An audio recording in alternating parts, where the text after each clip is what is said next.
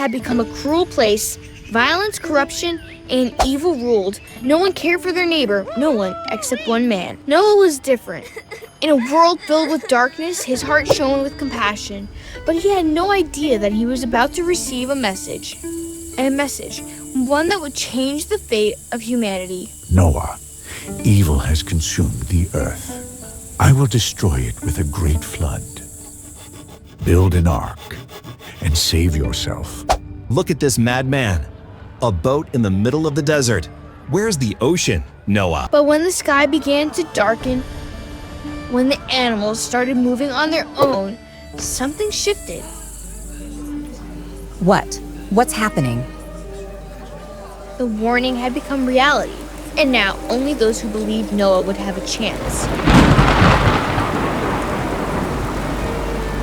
The sun blazed overhead as Noah, a righteous and kind man, worked in his field. His sons played nearby while his wife prepared the meal. Everything seemed normal until a deep and majestic voice echoed in his heart. Noah, the world has become wicked, but you are a righteous, blameless man who walks with me. A great flood will cover the earth. Build an ark. You will save the animals and your family. Noah froze, the hoe still in his hand. His heart pounded. A flood? A massive ark? It was an enormous task, but Noah knew he had to obey. That very afternoon, he went to see his best friend, Ephraim, a wise and strong carpenter. Ephraim, God spoke to me. A flood is coming that will cover the earth, but there's a way to be saved. I'm building an ark, and I want you and your family to come with us. Ephraim, his hands covered in sawdust, let out a loud laugh. A flood. Noah, you've been out in the sun too long. It hasn't rained in months. I know, but God told me. We have to be ready. Ephraim crossed his arms, looking at him in disbelief. Noah, you're a good man, but this sounds like madness. If you want to build a boat in the middle of a field, go ahead. But I'm not wasting my time. A lump formed in Noah's throat. He tried once more. Ephraim, please, I'm sorry, my friend, but I don't believe in those things. With a heavy heart, Noah returned home. He knew his friend was wrong, but he also knew he had to keep going. And the next day, he began building the ark with the help of his sons. The sound of hammers striking and wood being cut filled the air. The neighbors laughed as they watched him work, but Noah didn't stop. He had faith, and the flood was coming. The ark was nearly finished. Its massive wooden structure rose like a mountain in the middle of the valley. Curious onlookers came closer to laugh, pointing at the strange construction. Look at Noah's boat. Now all we need are waves in the desert. But Noah didn't let himself get distracted. He knew something incredible was about to happen. And then, the animals arrived. At first, it was just a distant murmur like the whisper of wind through the trees. But soon it became a roar. From the hills, the forests, and the rivers, creatures of every kind came in pairs, guided by an invisible force. Lions and tigers marched with majestic grace. Elephants moved with heavy steps, shaking the ground beneath them. Snakes slithered silently between the rocks. Birds of every color fluttered across the sky. Noah's son stood speechless. "Father, look at that," cried Shem, pointing to two giraffes coming down the hill, their long necks swaying. Japheth ran toward the ark's doors. More are coming. Look, the bears and the deer. But the wonder quickly turned into total chaos.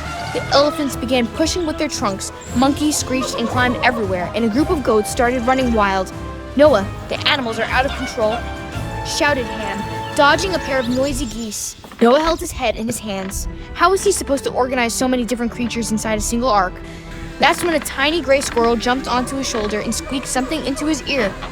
Noah didn't understand its language, but in that moment, he had a brilliant idea. Ye large animals to the lower deck, climbers on the ceiling beams, birds into the nest we prepared, and the smallest ones into safe compartments. Noah's sons began guiding the animals just as he had instructed, and miraculously, it worked.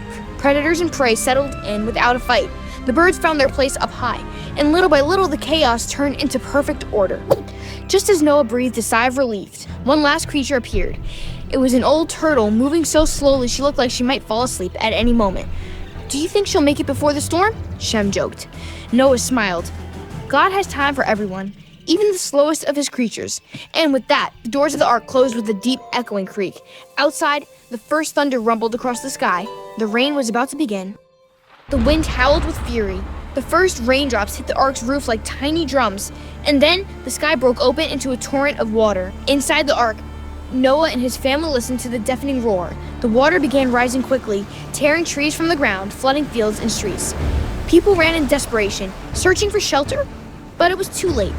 Suddenly, a loud creaking shook the ark. "We're moving," Japheth shouted. The ark lifted above the water, swaying like a walnut shell in a furious storm. Thunder boomed. Lightning lit up the darkness, but the real chaos was inside. The animals, frightened by the thunder and the rocking, began to panic. Lions roared. Elephants trumpeted. Birds flew wildly in every direction, and goats jumped onto the sacks of food. Noah tried to calm them, but a panicked zebra ran in circles, setting off a chain reaction. A monkey clung to an ostrich's neck, a mouse darted between a bison's legs, and a flock of ducks crash-landed right on top of Ham's head. "This is a disaster," Cam shouted, pulling feathers off his face. Noah leaned against a wall as the ark tilted dangerously. He had faith, but the situation inside the ark felt impossible to control.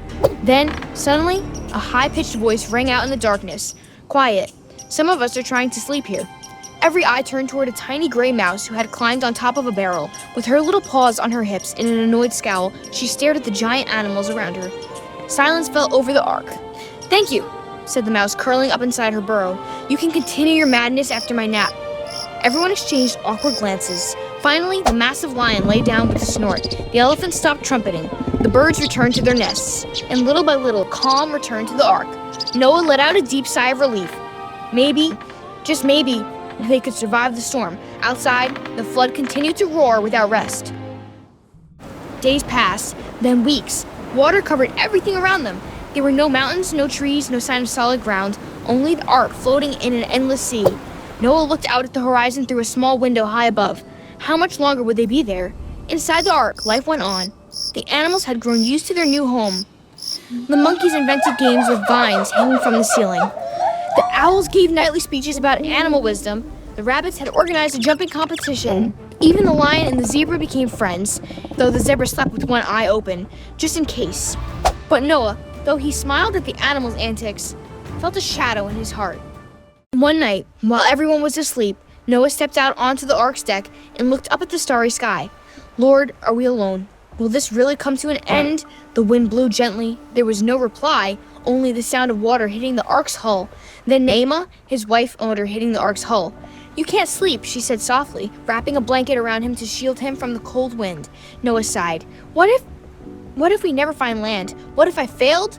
Naamah looked at him tenderly and took his calloused hands in hers. "No, I saw how God spoke to you. I saw the animals come to us without you even calling them. I saw the storm strike us, and the ark did not sink.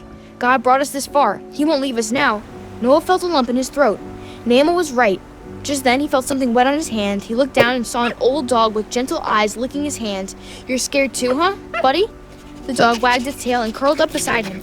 Noah smiled warmly. He might not have all the answers, but God hadn't abandoned him. He chose to trust. God had a plan. And right at that moment, the wind changed direction. Something was about to happen. One morning, after many weeks, Noah woke up with a strange feeling. The ark wasn't moving as much as before. He hurried up to the window and looked outside. The water still covered everything, but something was different.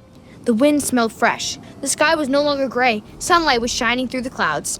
"Something is changing," he said excitedly. He decided to test it. He took a dove and released it into the wind.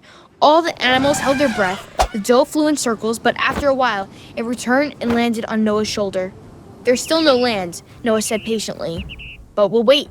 7 more days passed. Noah released the dove again. This time it returned with something in its beak, an olive branch. Shem shouted. "That means land is near," Japheth exclaimed. The animals began to sing, roar, and howl with joy. "God has kept his promise," Noah whispered, tears in his eyes. Soon after, the ark came to rest on Mount Ararat.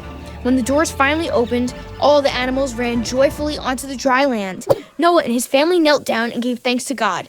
Then, something wonderful appeared in the sky. A ribbon of brilliant colors, a majestic rainbow that lit up the entire world. "It's God's sign," said Noah with a big smile. "He will never abandon us." The animals celebrated with a great feast.